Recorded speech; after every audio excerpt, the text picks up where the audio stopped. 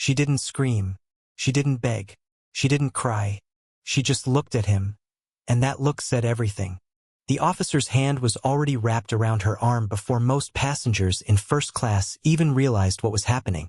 One moment, seat 2A was occupied by a woman quietly reading.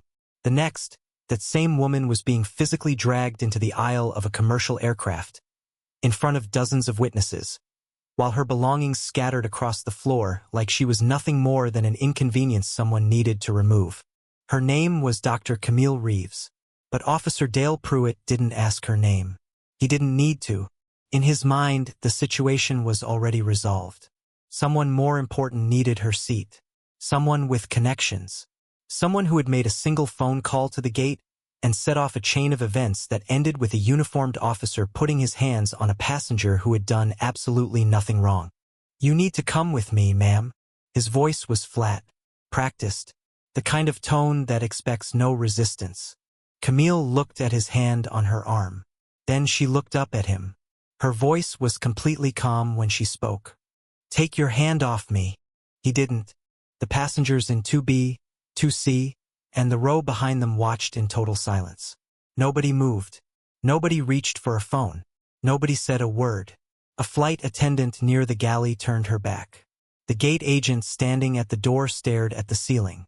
The collective silence of an entire first-class cabin was its own kind of violence, and every single person there would have to live with that silence later. Pruitt tightened his grip. "Ma'am, I'm going to ask you one more time. I heard you the first time," she said. "I'm asking you to remove your hand. Now." Something flickered in his expression. Not respect. Not hesitation. Something closer to irritation. The irritation of a man who was used to people backing down and couldn't quite understand why this woman wasn't doing the same thing. He pulled her out of the seat. Her book fell. Her reading glasses hit the floor.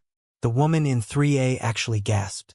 Camille was pulled toward the front of the aircraft as the door to the jet bridge was already being held open, as though someone had planned every second of this. She looked back once, over her shoulder, at the cabin she was being removed from. 23 faces looked back at her. Not one of them moved a muscle. What none of them knew, what Officer Dale Pruitt certainly didn't know, was that before he put his hand on her arm, she had already pressed one button on her phone. A single contact. 3 letters saved at the very top of her list. The call had already connected.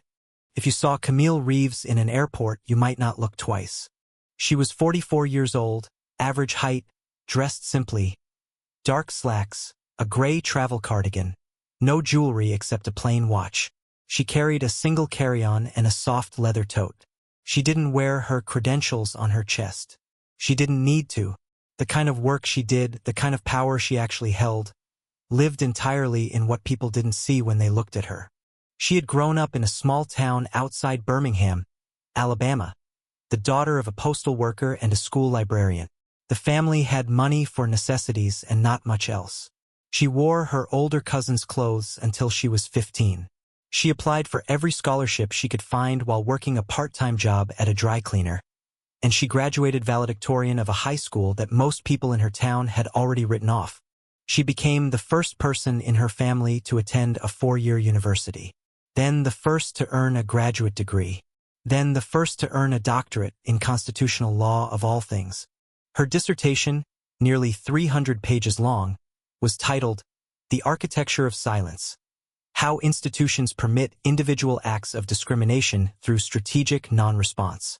She had spent 20 years watching how systems protect themselves, watching how people in authority behave when they believe no one important is watching, watching what happens when a complaint is filed and quietly buried, watching what happens when a pattern is never officially called a pattern.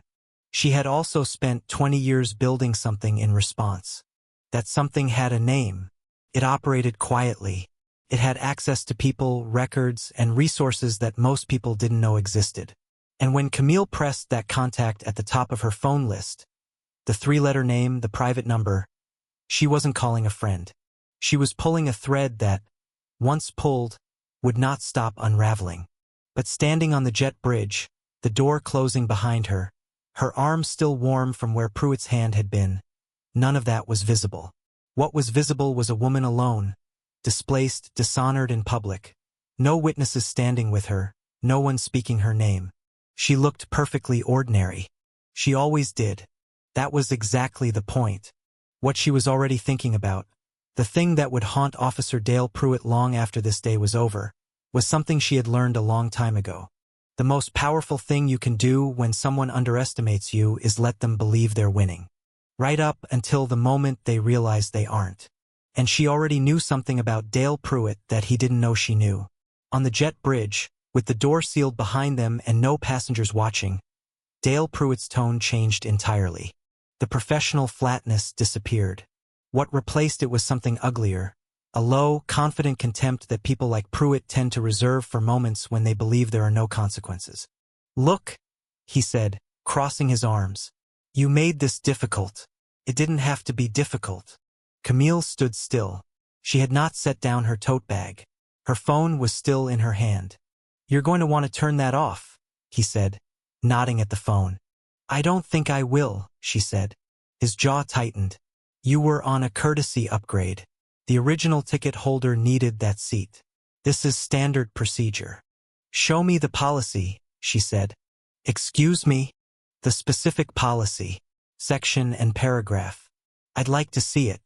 He stared at her. "That's not. I don't carry a policy binder with me, ma'am." "Then what you just told me isn't policy. It's a story." He stepped slightly closer. Not enough to be on camera as a threat, if someone were filming, but close enough to be deliberate. "You need to watch how you speak to me."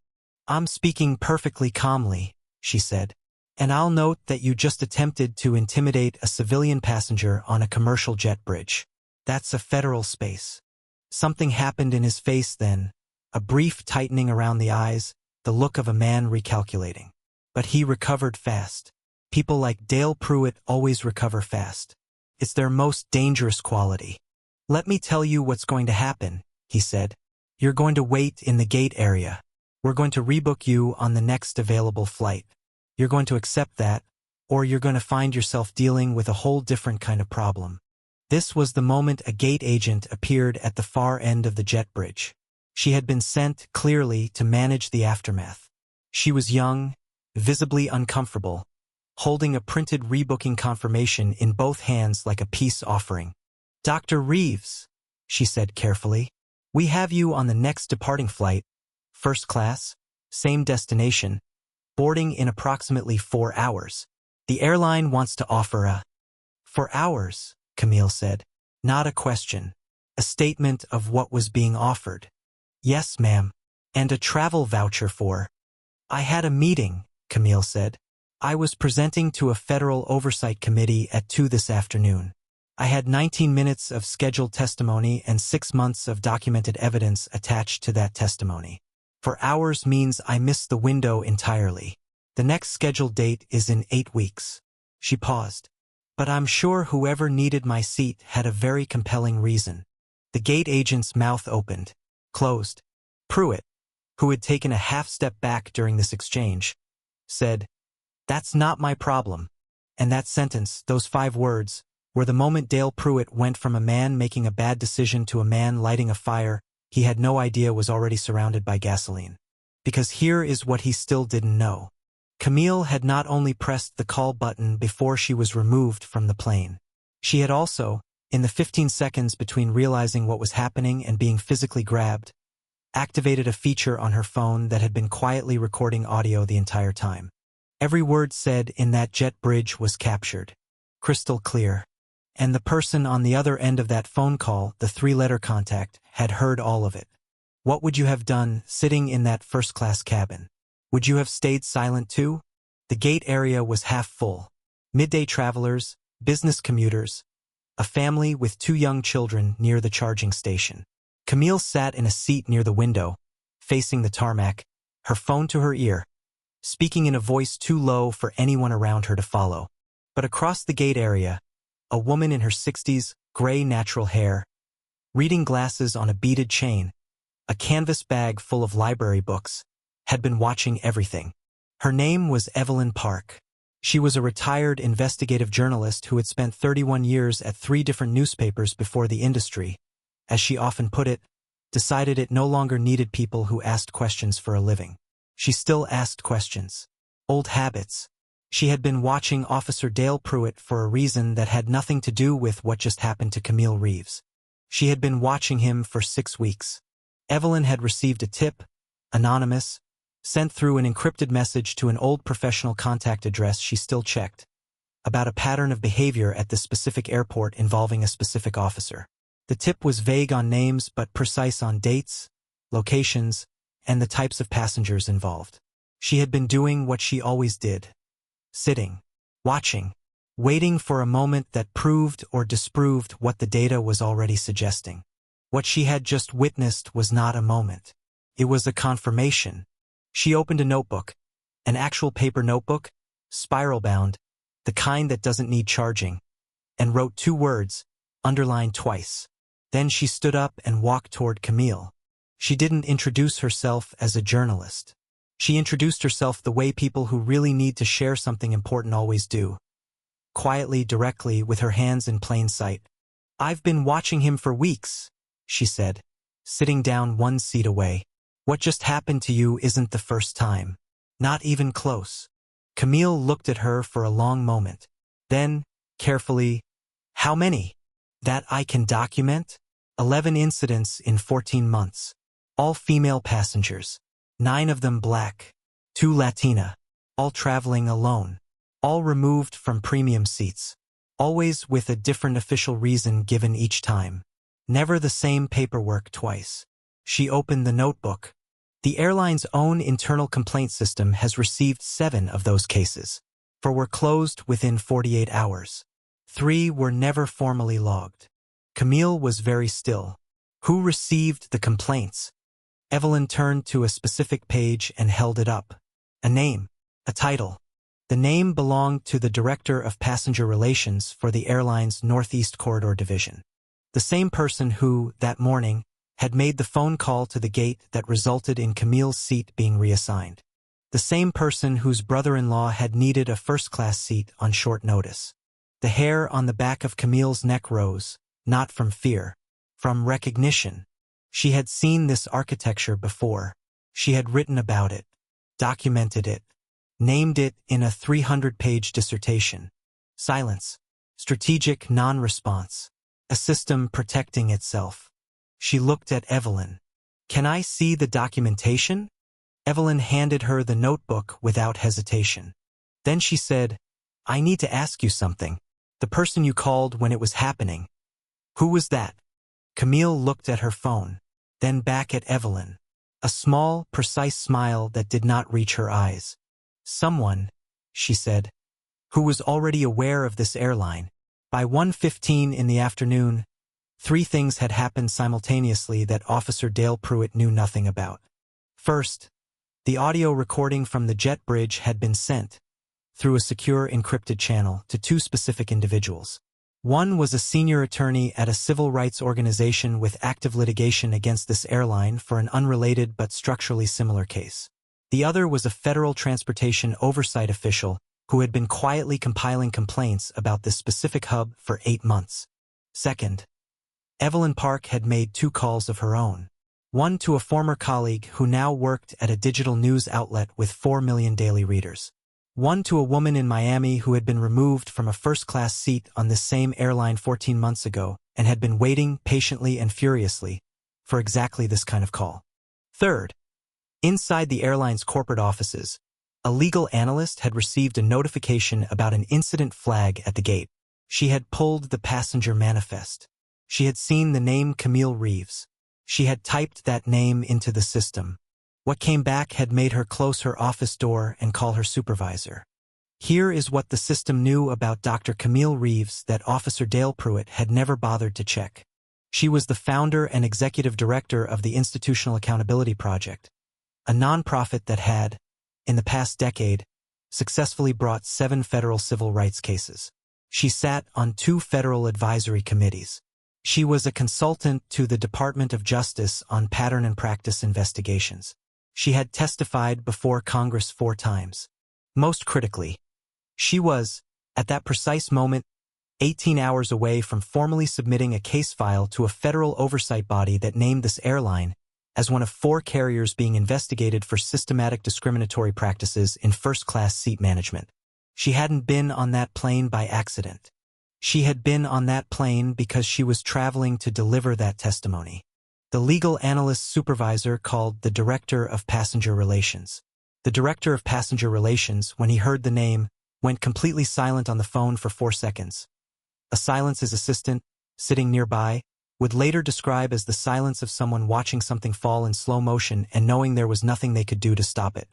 "Pull Pruitt off the floor," the director finally said. "He's all ready. Pull him off. Now." But it was already too late for quiet management. Because at 1:22 p.m., someone in that first-class cabin, the same cabin where 23 people had watched in silence, had posted a 47-second video to social media. Not dramatic, not narrated, just 47 seconds of an officer dragging a calm, quiet woman out of her seat while everyone watched. Within 9 minutes, it had been shared over 2,000 times. The comments underneath were not kind. And one of those shares had landed in the feed of a journalist with 800,000 followers who had written extensively about this exact airline and typed 4 words as his caption. "Here we go again. Have you ever watched someone abuse power in public and wished later that you had spoken up?" This was that moment for 23 people. The video hit 400,000 views before 3 p.m. The woman in 3A, the one who had gasped, posted her own statement. She didn't show her face. She used a text-to-speech reader over a black background, her words appearing one line at a time. She said she hadn't moved. She said she was ashamed. She said the woman who had been removed had been the most composed human being she had ever seen under that kind of pressure, and that composure had somehow made the whole thing worse to witness, because it meant that woman had been through enough of this to know exactly how to survive it. The statement was shared 90,000 times in 2 hours. A man in 4C came forward. Then the woman in 2B. Then a teenager who had been traveling in economy but had seen everything through the curtain gap as he walked past. One by one, the silence in that cabin broke open. Not all at once, but in the way that suppressed things always eventually break. One crack, then another, then a sound like something structural giving way. Pruitt's department issued a statement at 4:07 p.m. It was 3 sentences long and contained the phrase, "following standard protocol," twice. Twitter, and every other platform, immediately began finding the phrase extraordinarily funny in a way that was not funny at all. The airline's PR team posted a response calling the incident regrettable and promising a thorough internal review. The word internal did most of the damage on its own. Then Evelyn Park's outlet published its first piece. It was not a hot take. It was not an opinion column. It was a chronological, documented account of 11 incidents over 14 months, complete with dates, flight numbers, anonymized passenger accounts, and a clear visual chart mapping the removal incidents against a single variable, the race and travel class of the passengers involved. The chart was unambiguous. The story spread faster than the video. By 5 p.m., Pruitt's name was the top trending topic in 3 cities. His department had received over 600 calls. 2 city council members had issued statements. A civil rights attorney in Atlanta, one of the attorneys who had received Camille's audio recording earlier that day, filed a formal complaint with the Federal Transportation Authority. The complaint was 38 pages long. It had been drafted within hours, which suggested it had not been drafted that day at all. It had been waiting for exactly this. Inside the terminal, still seated in the gate area, Camille Reeves had said almost nothing publicly. She had declined 2 media requests. She had spoken quietly on the phone. She had accepted a cup of coffee from Evelyn Park. She had reviewed documents. She had signed her name to a single formal statement that was 17 words long. But somewhere in the airline's operational center, a decision was being made. The kind of decision that almost never gets made. At 5:47 p.m., Flight 2284, the same aircraft Camille had been removed from, was still on the tarmac. A mechanical delay, the airline had announced. Standard. Routine. Nothing to see. Except it wasn't mechanical. At 5:51 p.m., A senior airline operations manager boarded the aircraft and had a private conversation with the captain that lasted approximately 4 minutes. What was said in that conversation has never been fully disclosed. What happened next has. The captain came on the PA. "Ladies and gentlemen, we apologize for the delay. We're going to be returning briefly to the gate to complete some necessary passenger processing before we depart." In first class, the man now sitting in seat 2A, the brother-in-law whose phone call had started all of this, looked out the window. He said nothing, but his assistant, sitting in 2B, quietly opened his phone and began typing a message to someone. The gate redocked. The door opened. A gate agent walked down the jet bridge, and behind her, carrying her single carry-on and her leather tote, her reading glasses back on her face and her book under her arm, was Dr. Camille Reeves. The passengers in first class watched her reboard. She did not look at them with triumph. She did not look at them with contempt. She walked to seat 2A, stood next to it, and looked at the man sitting in it with an expression that was perfectly, precisely neutral. He stood up without a word. She sat down. Behind her, the man who had called himself a priority passenger was walked off the aircraft by 2 airline employees and 1 federal aviation official who had met them at the gate with a very specific and very serious set of questions about the nature of the call made to the gate earlier that afternoon. Officer Dale Pruitt, by this point, was no longer at the airport. He had been contacted by his department at 4:30 p.m. and told to return to the precinct. Pending review. His access credentials had been suspended. 3 supervisors had already read the audio transcript of the jet bridge conversation. One of them had listened to the full recording twice and taken notes. When the department's Internal Affairs Division pulled Pruitt's case history, they found something their own system had technically recorded but never flagged. 9 prior complaints over 6 years. Different passengers. Different locations. Always dismissed. Always buried under the weight of a process designed to exhaust people rather than protect them. His union rep advised him to say nothing. His silence was its own kind of confession. At 6:14 p.m., as Flight 2284 prepared to push back from the gate for the second time, a flight attendant approached seat 2A. "Dr. Reeves," she said quietly, "I owe you an apology." Camille looked at her. "I turned away," the flight attendant said. "I knew something was wrong and I turned away." Camille was quiet for a moment. "I know," she said, "and the fact that you're saying this now matters. Don't waste the discomfort. Use it." The flight attendant nodded and walked back to the galley. The plane moved.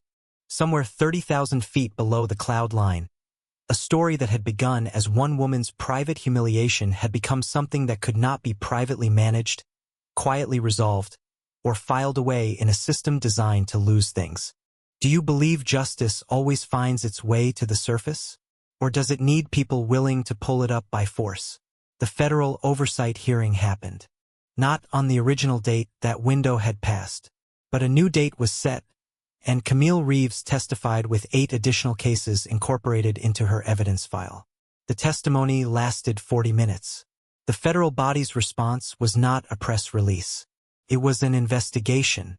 The airline, within 90 days, entered into a structured consent agreement with the Department of Transportation that required independent monitoring of seat management practices across all domestic routes, mandatory civil rights training for contractors and law enforcement liaisons at all partner airports, and the establishment of an external complaint review board with authority the internal system had never had.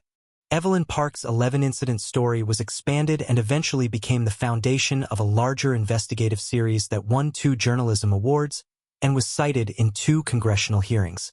The director of passenger relations resigned, quietly, officially for personal reasons, 3 weeks after the incident. Officer Dale Pruitt was suspended pending investigation, which became a termination when Internal Affairs completed their review and found that the 9 prior complaints, taken together, constituted a documented pattern of racially motivated removal of passengers from premium seating. His union contested the termination. The arbitration process at last check was still ongoing. These things rarely move fast, but they move. The man in seat 2A, the brother-in-law, was never publicly named.